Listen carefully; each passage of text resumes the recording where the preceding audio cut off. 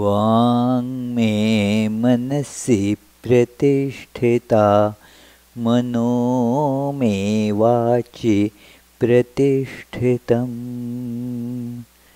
आविराविर्मयेधि वेदस्य मआणीस्थ श्रुतं मे मा प्रहासि अनेनाधीतेनाहोरात्रान् सन्दधामि ऋतं वदिष्यामि सत्यं वदिष्यामि तन्माम् अवतु तद्वक्तारमवतु अवतु माम् अवतु वक्तारमवतु वक्तारम् ॐ शान्ति शान्ति शान्तिः।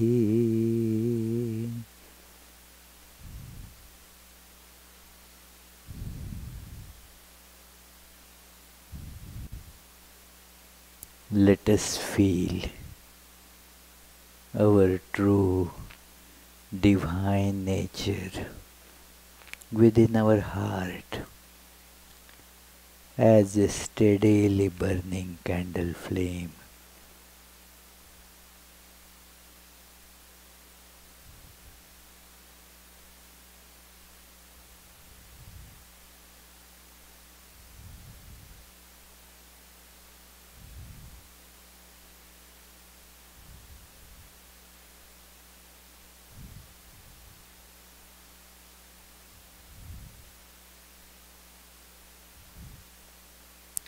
I am feeling this luminous flame of my true self.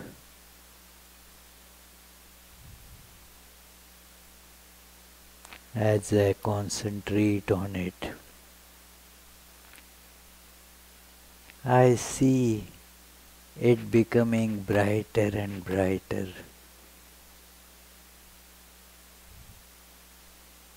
bigger and bigger.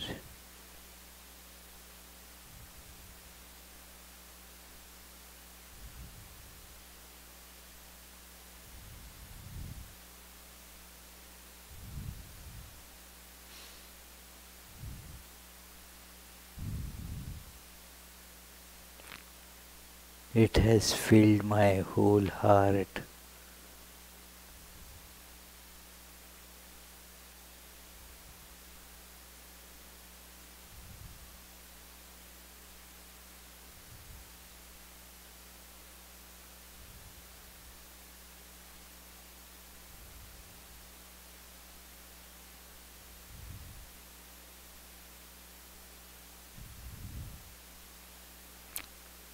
It has filled my whole body.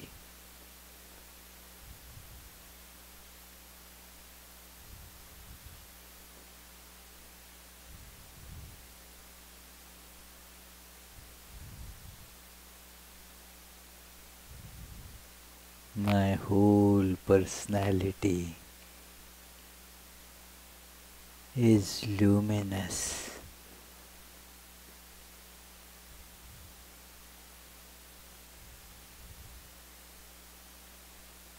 I am the light itself.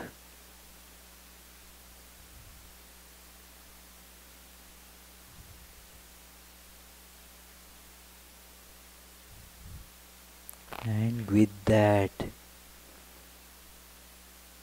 I see the whole universe also is filled with the same light.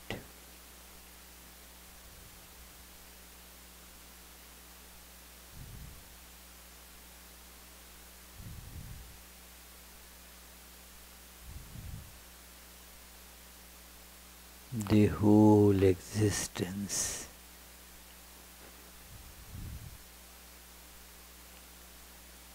is homogeneous luminosity itself.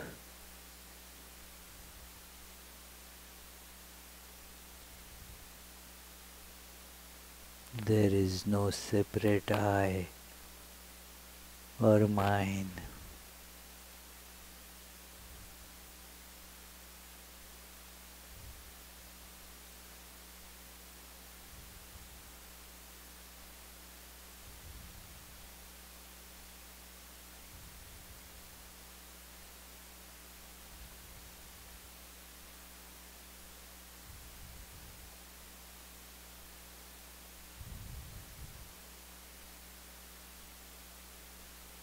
There are no desires, for I am all that is.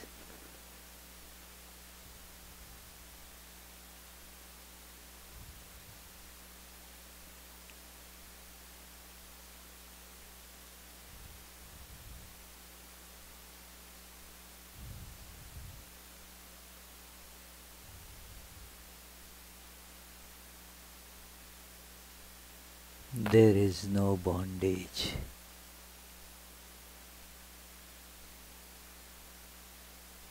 I see I am beyond time and space.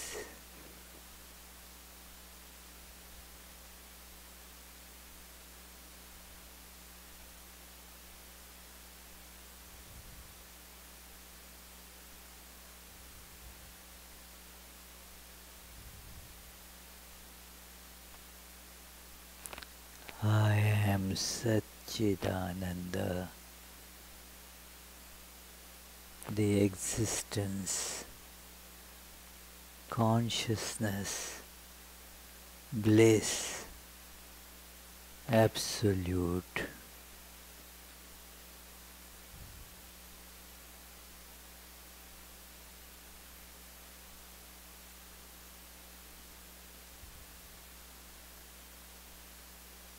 All is still.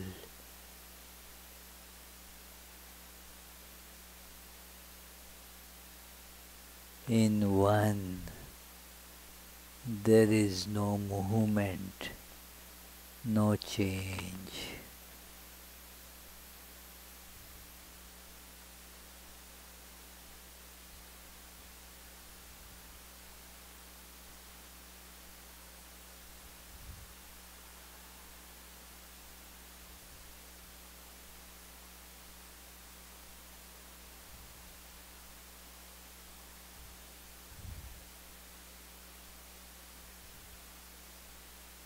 This is the true nature of self.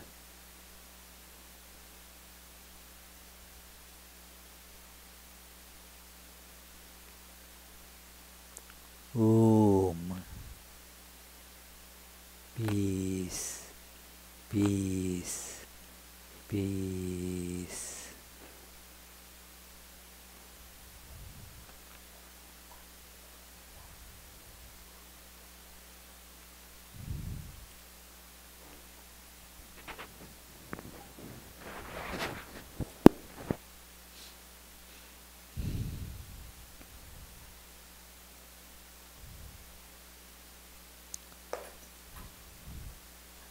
Dear friends, let us begin today's discussion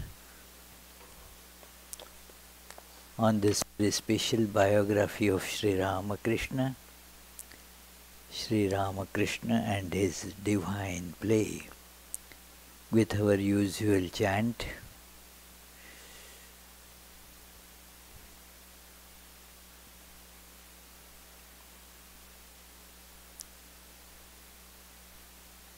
तव कथामृतं तप्तजीवनं कविभिरीडितं कल्मषापहं श्रवणमङ्गलं श्रीमदाततं भुवि गृह्णन्ति ते भूरिदा जनाः।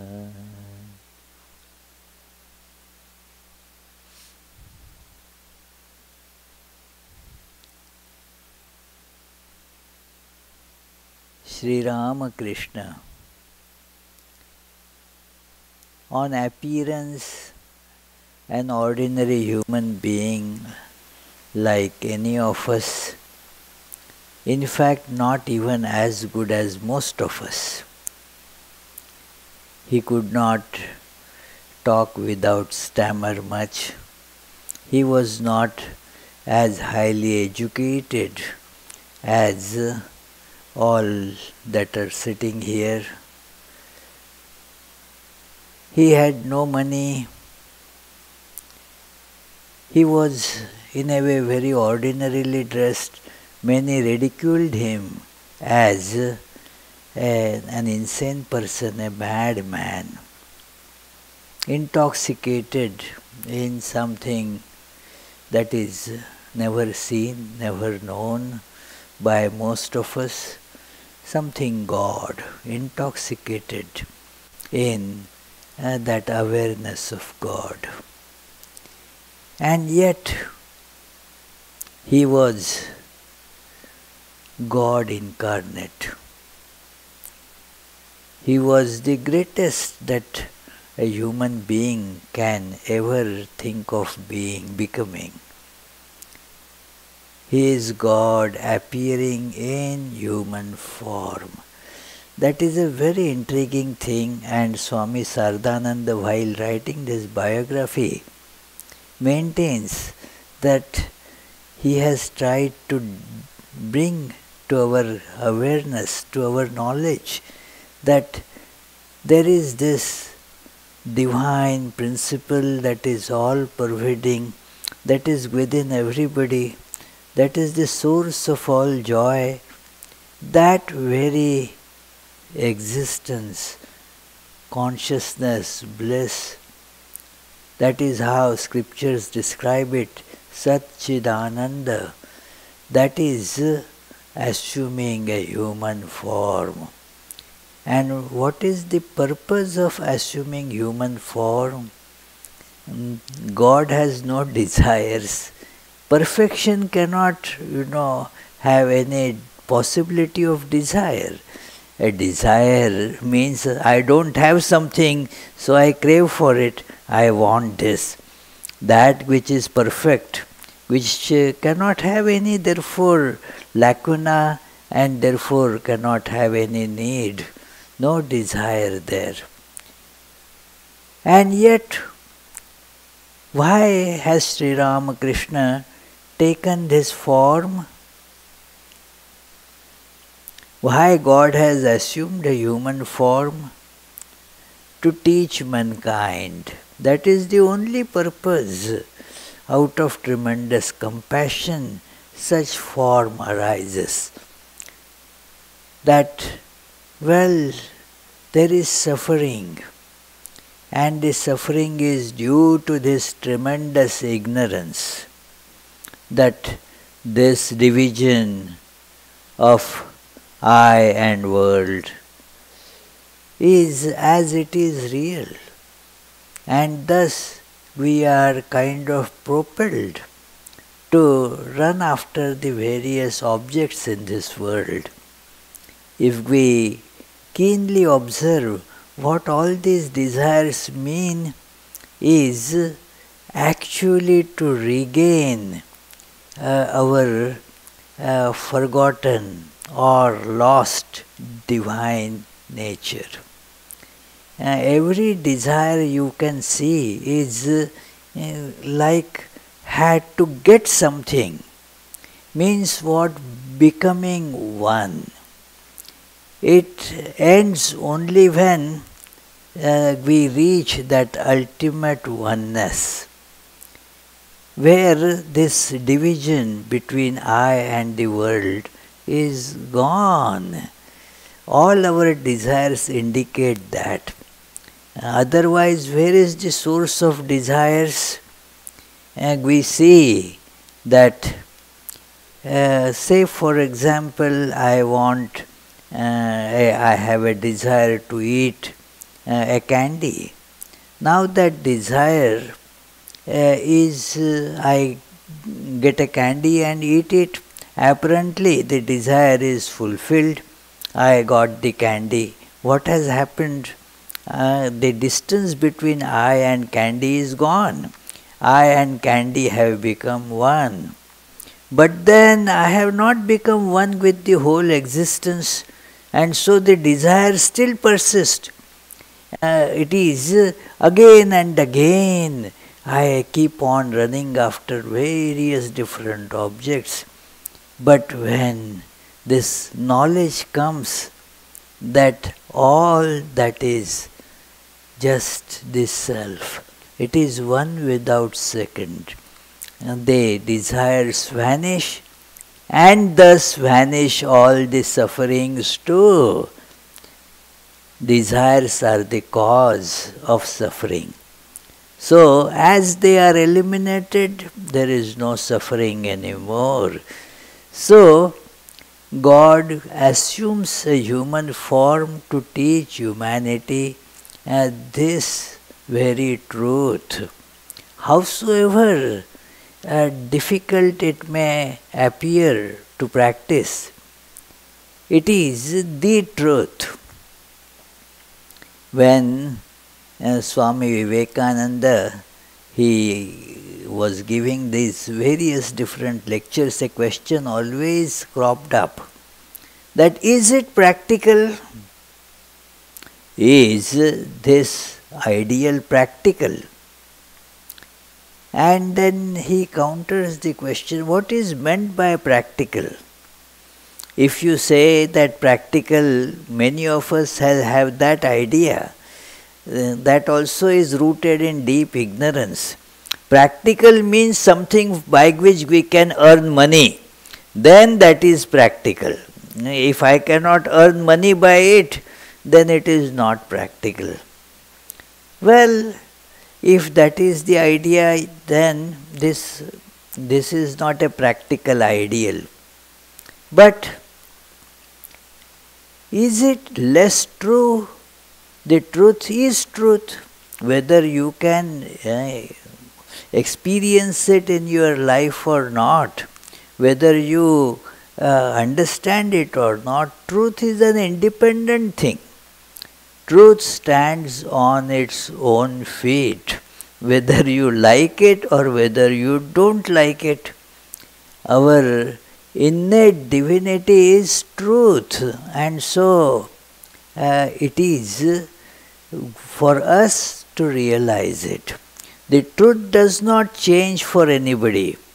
We have to change ourselves in the light of the truth, and that is what is called dispelling our ignorance. When we know the truth, the ignorance is gone. So, this is what Sri Ramakrishna's life is, to show that it is immensely practical. When we see somebody experiencing this truth, he is like us, like we human beings. We also feel the possibility, if this fellow could do it, why not I? I too will be able to do this. Do you feel this confidence, Ritu? That yes, if this human being could do, I also will be able to achieve this. It is, I am also a good human being. I am also very intelligent. When this person could do, I also could do. If somebody can climb Everest, many human beings, they can feel, I also can do that. That is how this example, Sri Ramakrishna is an example. An incarnation of God is an example.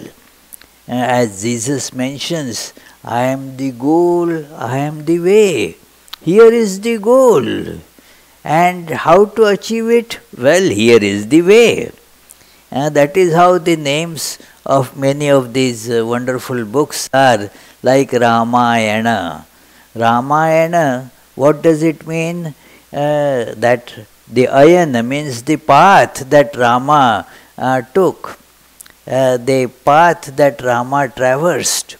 So it tells that how one can experience the same divine within us as Rama could experience.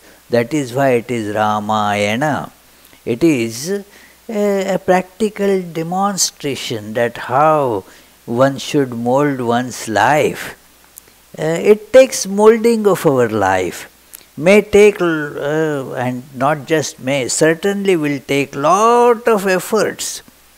But friends, let me tell you, we put actually far more effort in running after so many different objects in the world. It is with much less effort we can mold our life. It is possible to do it with much less effort. Most of the effort is needed to stop our running in the wrong direction. And then it is very easy. The effort is need not be put much in realizing the truth. It is you see, for example, how much effort I have to put in to see this book. Well, it is in my hands, nothing, no effort is needed, I am seeing it. But suppose I keep the book here and then start looking backwards. Then how much effort will I have to put to see this book?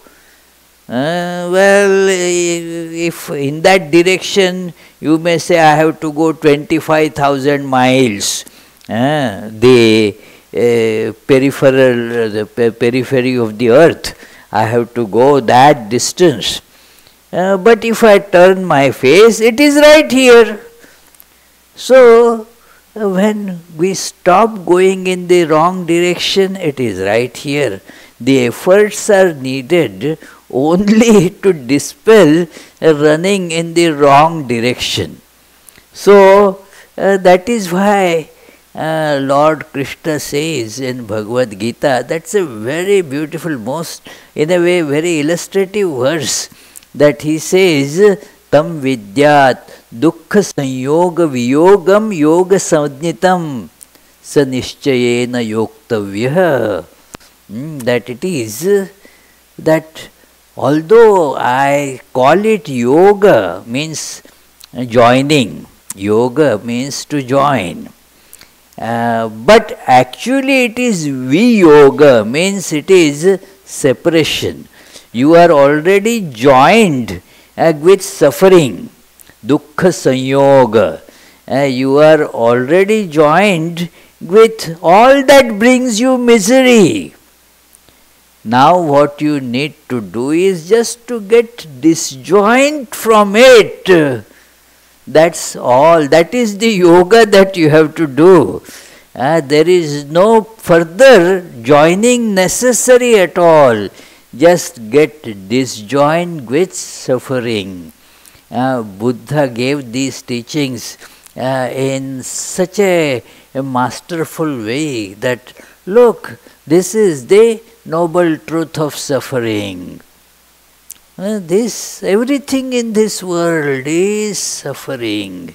Right from birth, growth, we go through various aspects of suffering. What we call joy is also just waiting that this suffering will be over and we will get joy. That is the nature of the joy in the world, that it is just hoping and waiting. So, it is this suffering is to be removed only by seeing the truth that I am bliss. No object is able to give me any bliss. And Sri Ramakrishna's life was a demonstration of this, so that we see the possibility, the feasibility of this experience in our own life too. We have been seeing many examples about Sri Ramakrishna's awareness, practical awareness of that non-dual experience. He has given examples of how Sri Ramakrishna was, even when he was for all practical purposes bedridden, not able to eat anything substantial, somehow a little liquid had to be pushed down his throat. In that condition too, he was quite aware of that non-dual truth. Non-dual truth is not that you do not see the names and forms, but through all these names and forms, in and through all of them, you see the same truth. That is why I sometimes give that example of animal crackers. Animal crackers seen by a little child or a baby sees the different names and forms. This is a lion, this is a tiger, this is an elephant, this is a rabbit, and so forth. Now when that child grows, then all these distinctions, they are still seen by the eyes, but yet along with that, what appears in that awareness of that grown-up person is that essentially they are all same. Whether you eat an elephant or whether you eat a rabbit, it is actually the same thing. So, Sri Ramakrishna could see that same existence, and therefore, when on the prodding of Narendranath, who later became known as Swami Vivekananda, he asked the Divine Mother that, well, can you do something to so that I will be able to eat a little bit? And then what was the result? Narendranath asked, did you ask the Divine Mother? Said, well, yes, I asked. And what did she say? Well, she said, well, who is eating through all the mouths?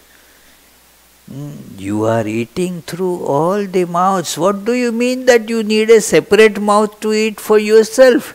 Who is eating by all mouths? It is because I feel tied with one body, and then because of that ignorance I feel that I am eating with this mouth, and if I cannot eat by this mouth, I am not eating. But when you see your awareness becomes expanded, that in and through all bodies, it is I who am appearing. Look into this, that in and through all I am appearing. Then you are actually eating by all different mouths. If one mouth is eating, you are eating. If another 10 mouths are eating, still you are eating. It is like this. It is like, suppose, you can take many examples for this illustration, that it is, I do something with left hand, I am doing it. If I do that very thing by right hand, still I am doing it.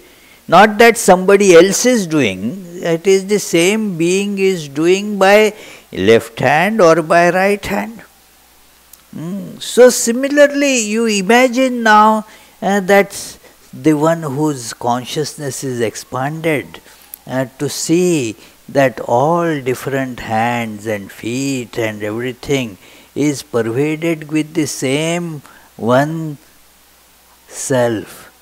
Then you do not need to eat by one mouth separately.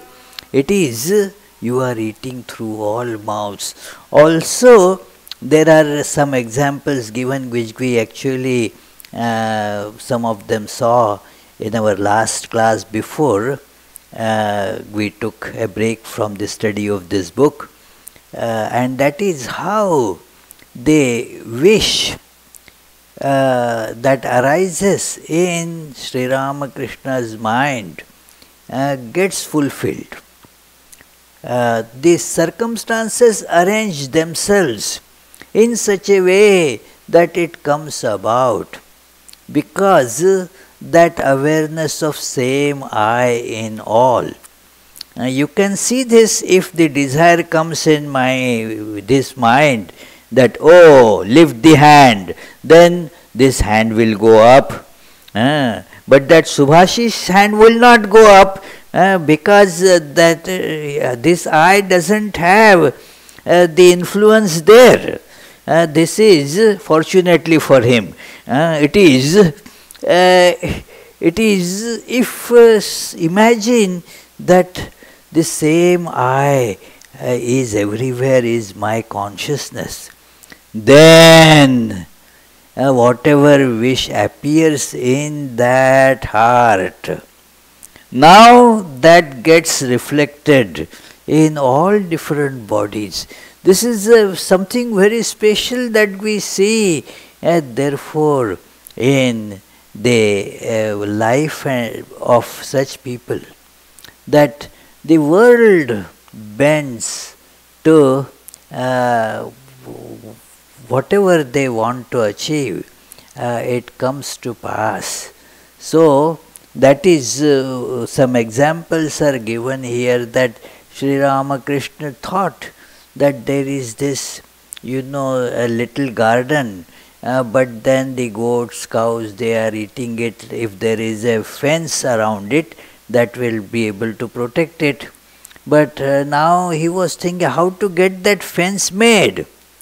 And that very time, through the Ganges, certain things kind of got thrown on the shore. And what was there? All that was needed to make a fence. So many such things have happened. He says, Swami Saradananda says, and this is we are going to read now, it is 433, page 433 in this book, and another example. Once in the course of conversation, Master said to Mathur, a son-in-law of Rani Rasmani, anything may happen by the will of God. Even a white flower may bloom in a red hibiscus tree. Mathur disagreed. Naturally, the conversation, it is given again in another place also, more elaborately, that it is Sri Ramakrishna was telling that all happens by the wish of God. And even if you see a certain law, that it is things are going to happen like this, if God wants to change that law, God can change that law too. The one who makes the law will be able to change the law. And Mathur, like most of us, will disagree. That is not possible. Law is law. Everybody has to abide by that. Everything follows the law.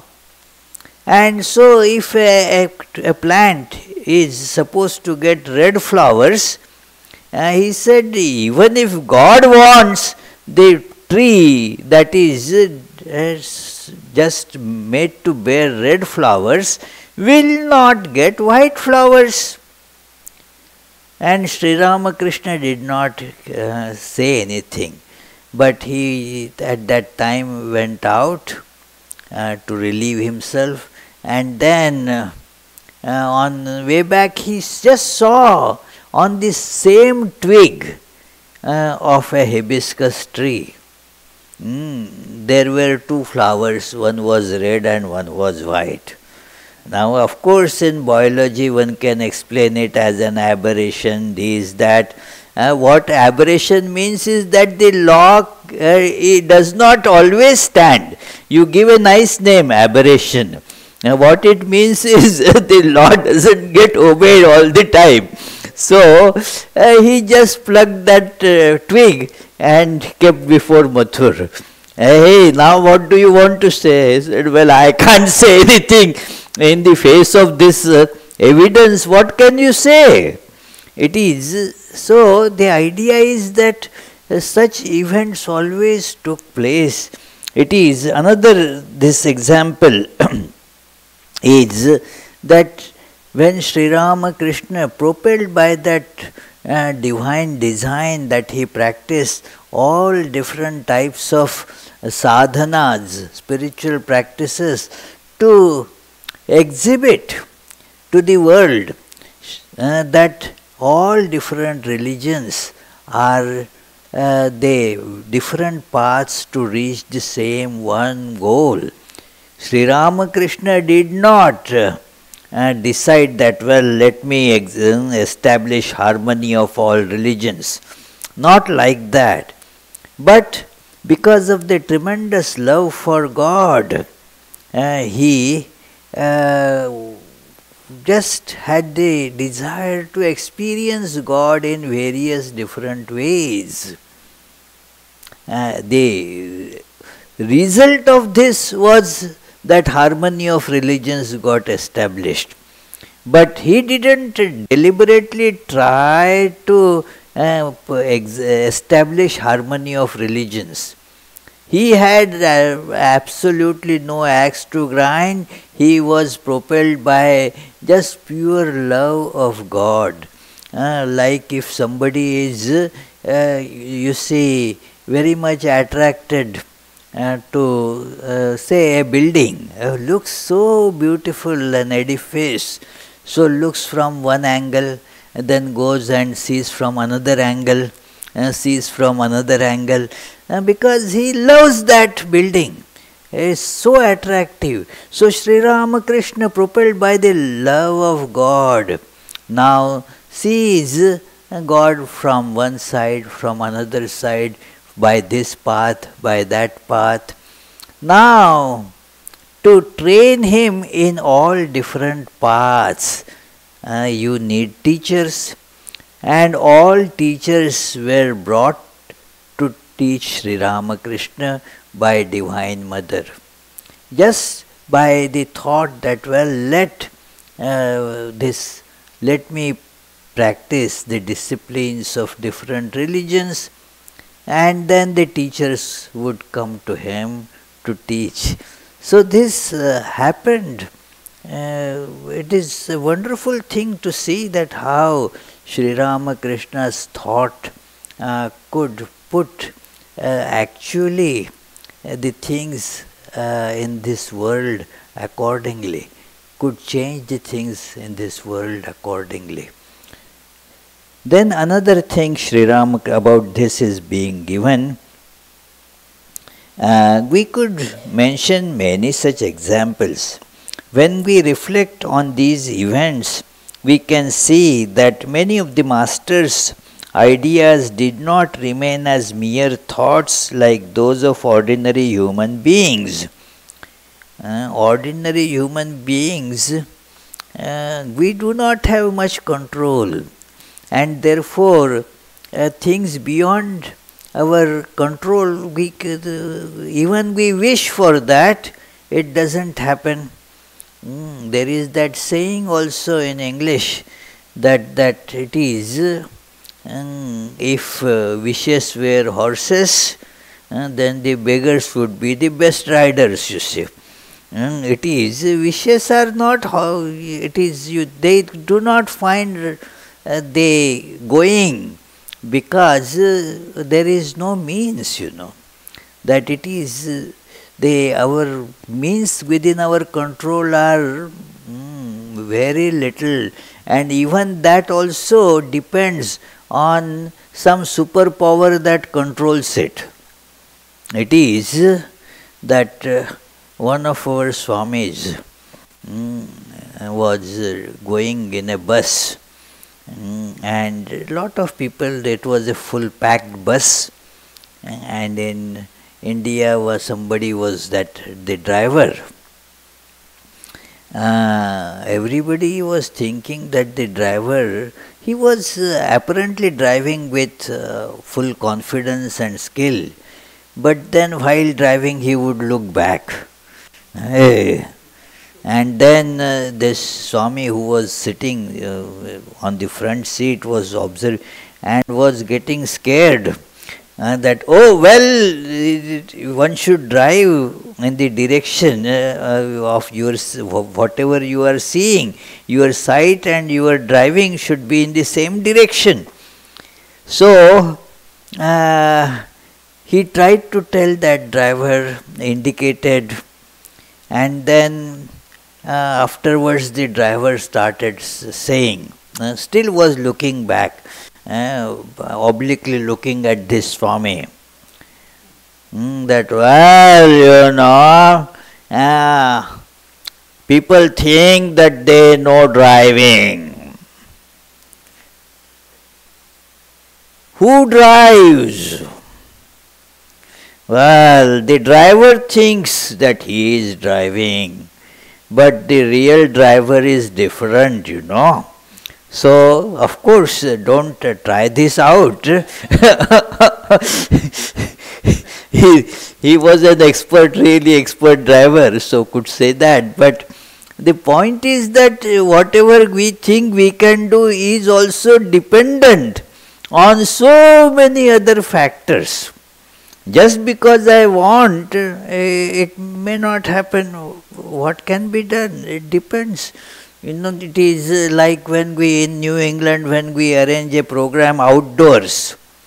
Now it all depends on the weather gods.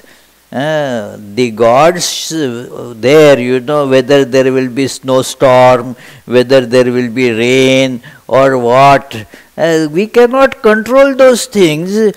So our arranging the program outdoors all depends on some other powers, not just dependent on me, for I don't have any control over those. So our powers are very limited. So we just keep on wishing. In Sanskrit there is a saying, utpadyante cha viliyante cha daridranam manorathaha. Those who are penniless, they also just may think that let me build a huge mansion. Well, that desire comes and gets dissolved because there is no money to do that. It is so therefore that is another reason that people want money. That because the desires arise, money becomes the abstraction of all desires, as it were. If I get money, then I will be able to fulfill them. It is a myth, but still we keep thinking that it is only because I don't have enough money, I cannot fulfill the desires. It is for Sri Ramakrishna, that was never a problem. The money would come automatically. He would give to the various artists that would come there, singers, and so he would give them the money as gift. Where did the penniless man would get money to give? Well, there were the givers. That was that Mathur Babu would keep all the money there for Sri Ramakrishna to give. And because if you do not have the idea that this is my money, then all money becomes yours. If you do not, this is very difficult, friends.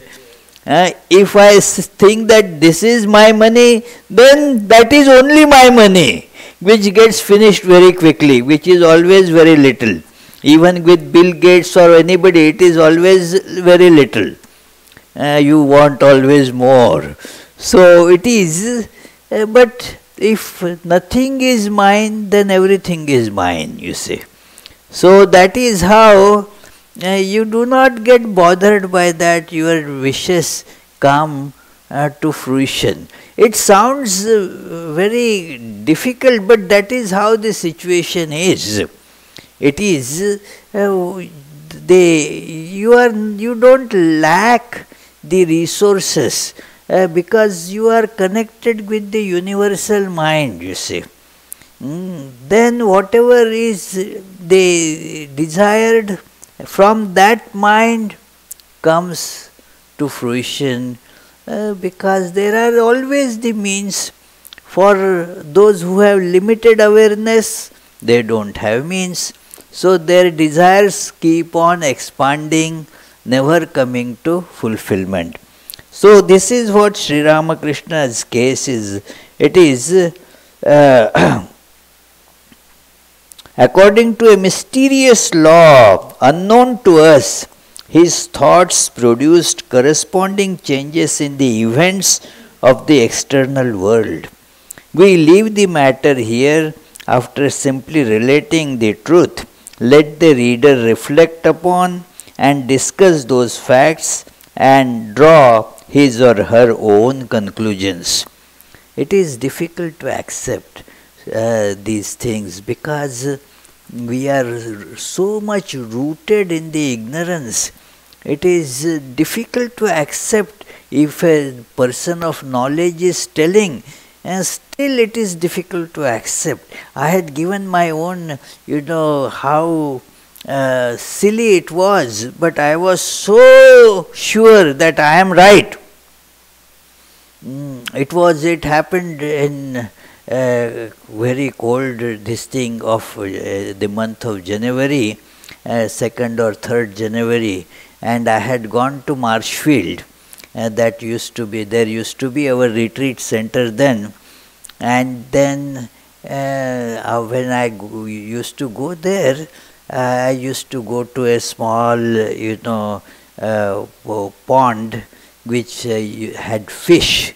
So I went there and I saw the fish, and then I saw that the fish, no food seems to be put there. So then I came back, and the friend who was in charge of the place then, Joe Dwyer, he passed away about 10 years back. So I asked him, "Hey Joe, are you not putting that food to the fish? Let me go and take." He said, "What do you mean? It is all frozen. There is no water as such. How will you be able to put that fish food there?" No, I saw it is all water, no ice." Hey! He said, "No, Swami, it is all ice, it is all frozen." I could not believe it. He said, "No, come with me." He was ready to come, he knew the truth. So he came with me, "Hey, come on." And then I saw that I showed him, "Don't you see the fish there swimming?" He said, "Yes, but that is ice, Swami. On the top it is ice. Underneath there is some water there, but otherwise it is ice." No, it is water. I can see that." He said, "Okay, take this twig, a stick, try to..." And I hit, cut. It was ice. It was ice. And, but rooted in our ignorance, we always say, no, that is wrong. So convincing about these things is very, very difficult. So Saradananda Swami says that I have narrated some facts, now I leave it to the readers to think about it, ponder over these things and draw their own conclusions.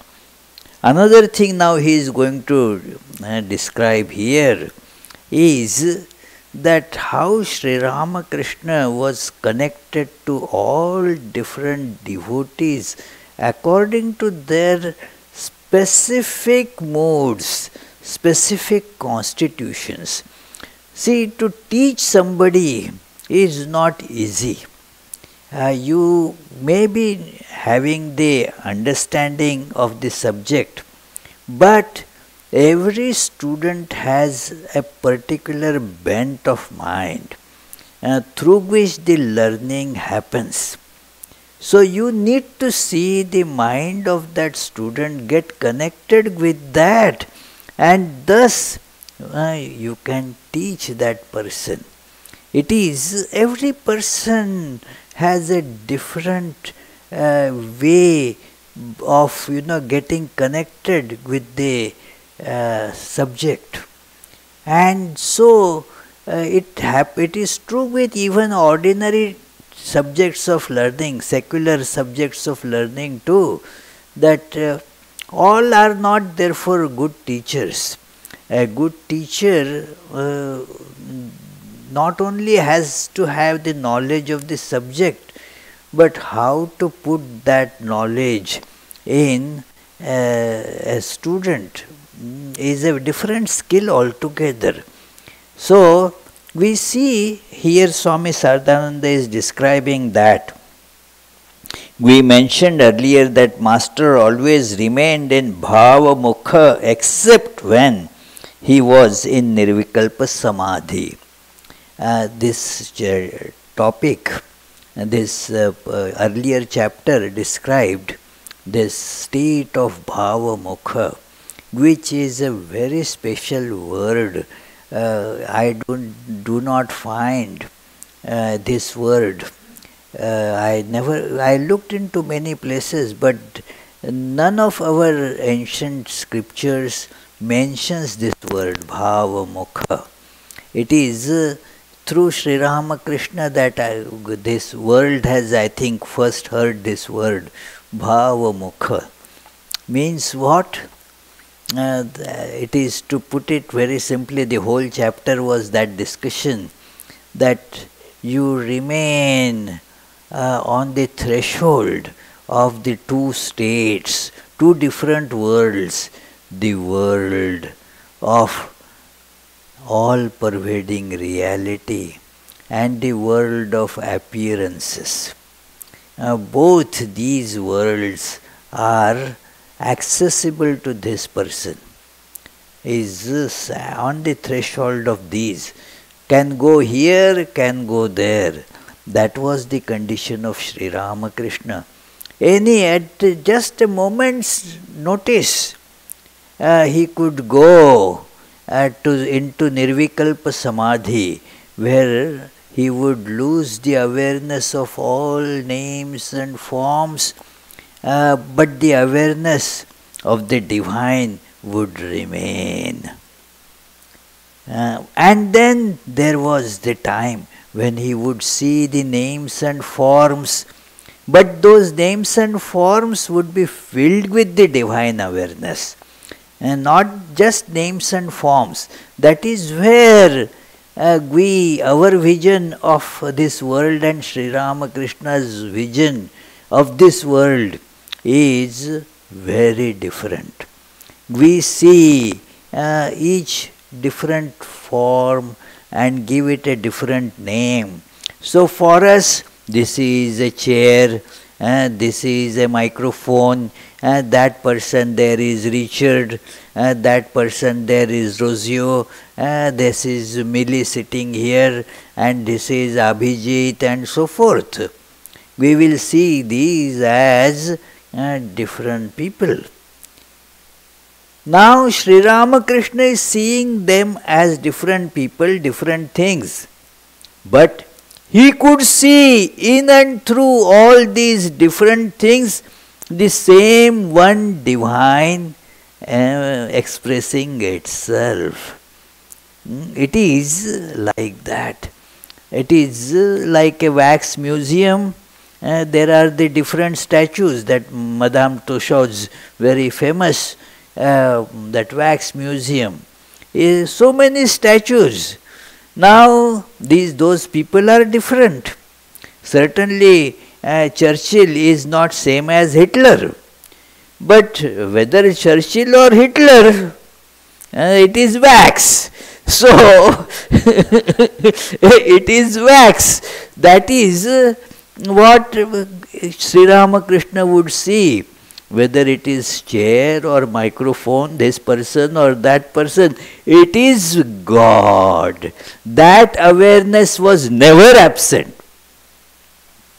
There would be the awareness sans name and forms, that it is all just wax, no names and forms are seen. I imagine that possible state where before a statue was made out of the lump of wax. So it is just wax without any particular form. But now when the form is given, does that waxness goes away? That does not go away. That waxness remains. That waxness does not go away. It just remains, but one can see a form to it too. So this is how Sri Ramakrishna would see different people, different things, full of God. God appearing in this form. That was his vision. And we see chair. Sri Ramakrishna would see a God appearing as a chair. See how different will that be? It is, that was in a way, if we want to look at it, that was the difference. That is Bhava Mukha. When he was seeing things and interacting with them, still he would see God in and through all of that. That is seeing God as well as seeing that it is, these are the different things. It is that you may see that in the animal crackers this is elephant, but still you will not desist from eating it even if you are a vegetarian, you say.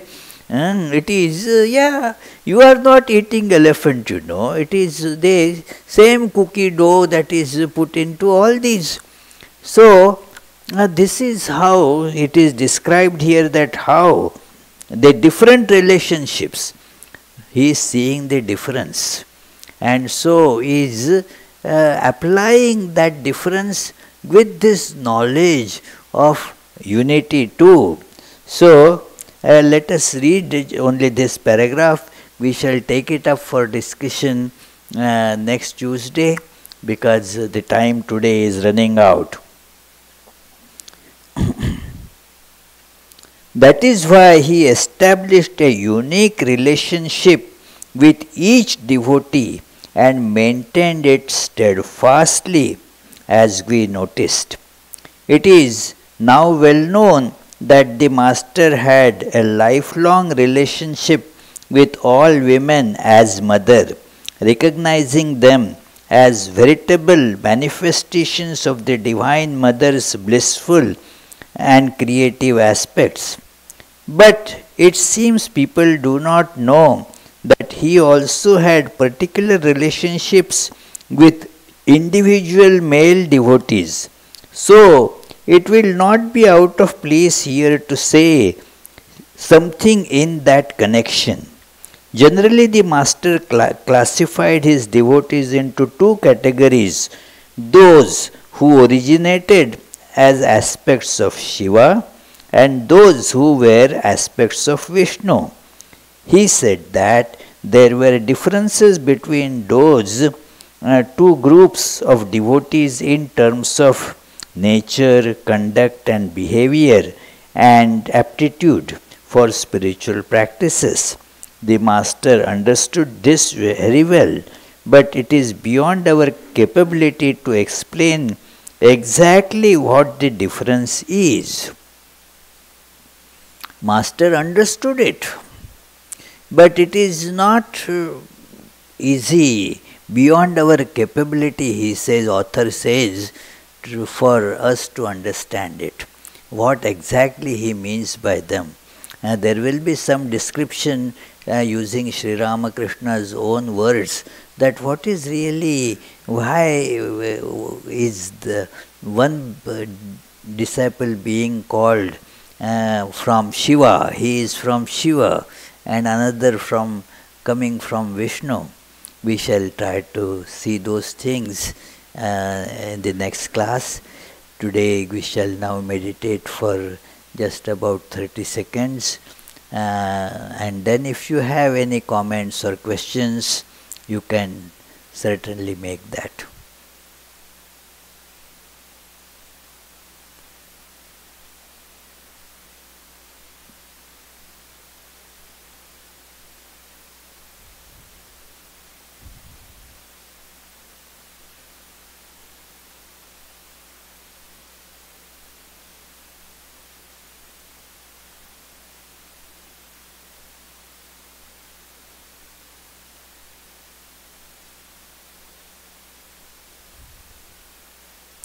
Yes, please.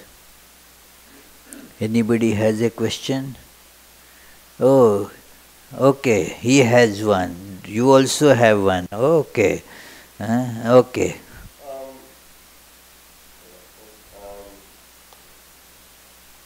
God is beyond the senses. So how could he see God in form? Well, God is beyond senses. But is not only beyond, is pervading all the senses too. So you can see God, but not from these, with these eyes. You have to have the eye of knowledge to see God. And that is how that beautiful expression of Meister Eckhart is, that you cannot see God with these eyes. You can see God with the eyes through which God sees you. Through those eyes you can see God, using the eyes through which God sees us. So that is how, and one does develop that eye, you see. Sometimes it is described as Shiva's third eye. So, getting that, the eye of knowledge, the vision of knowledge, then you see the God. So, Sri Ramakrishna could see the God who is beyond all senses and yet is pervading in all different senses. So, yeah. Yes, Richard, you have a question? You don't? Okay. Huh? Oh, today I didn't mention that at all. Okay, but it came to you right now. What is pratyahara? Oh my goodness, okay. 10 years ago I had mentioned when I was giving a class probably on Raja Yoga. So it is pratyahara. Has two specific connotations. Both are complementary to each other. One is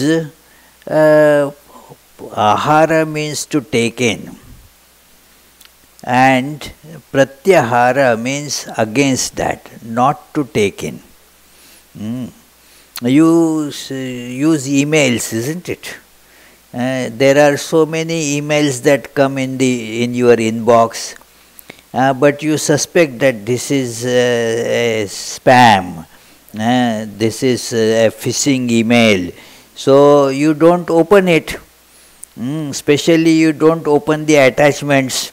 It is. I got a very funny email today. They try, those who do this phishing emails, they try various techniques to dupe you.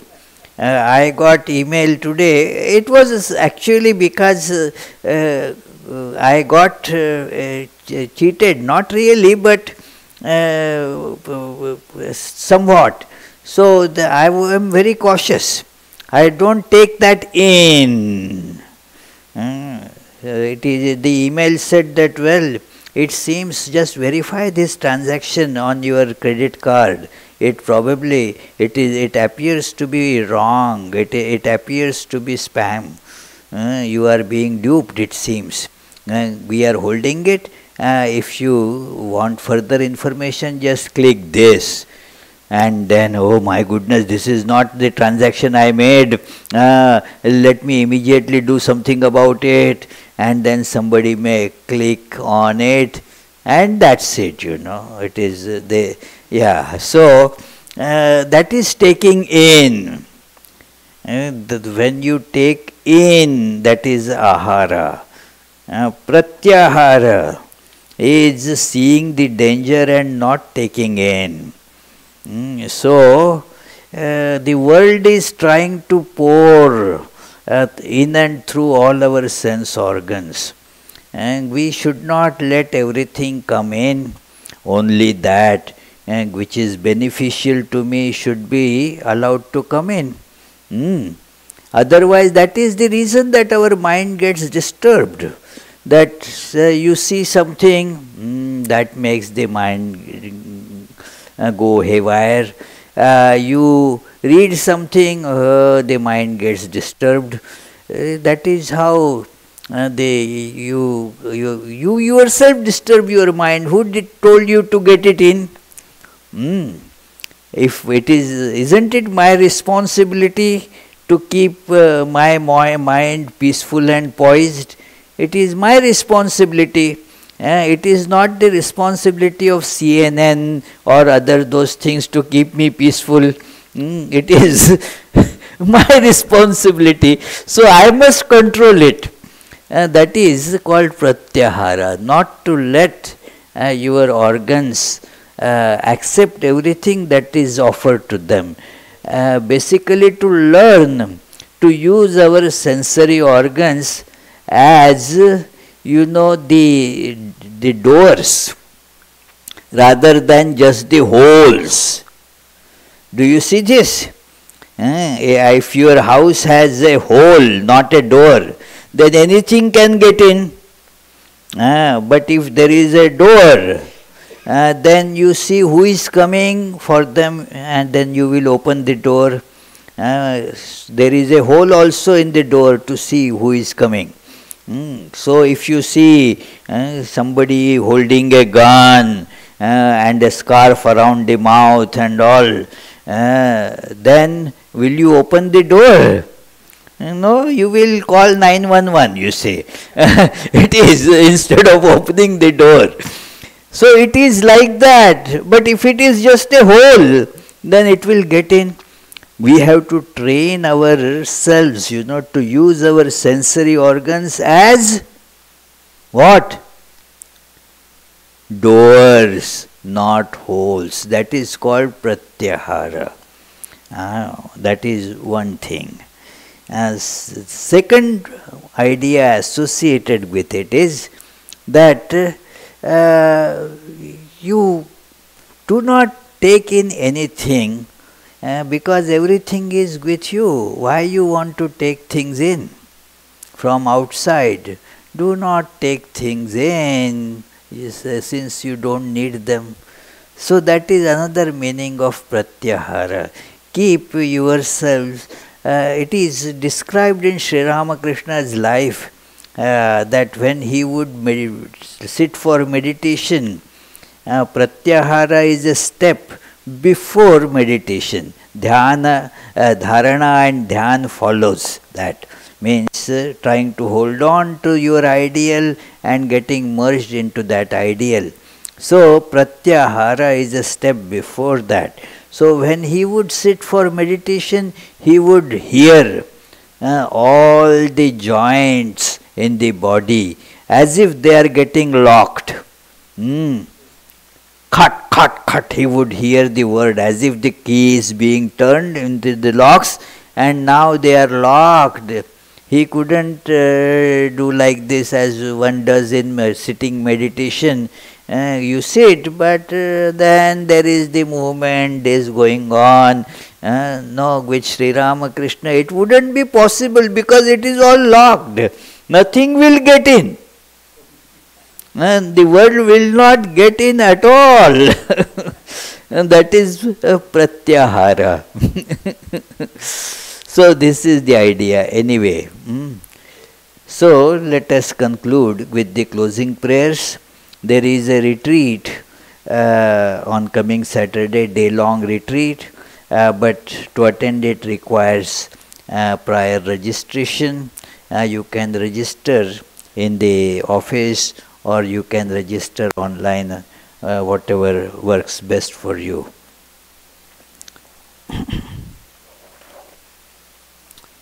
May the Divine, who is Father in heaven of the Christians, Holy One of the Jewish faith, Allah of the Muslims, Buddha of the Buddhists, Tao of the Taoists, Great Spirit of the Native Americans, Ahur Mazda of the Zoroastrians, and Brahman of the Hindus, lead us from the unreal to the real, from darkness to light, from death to immortality. May the all-loving being manifest himself unto us and grant us abiding understanding and all-consuming divine love. Peace, peace, peace be unto all.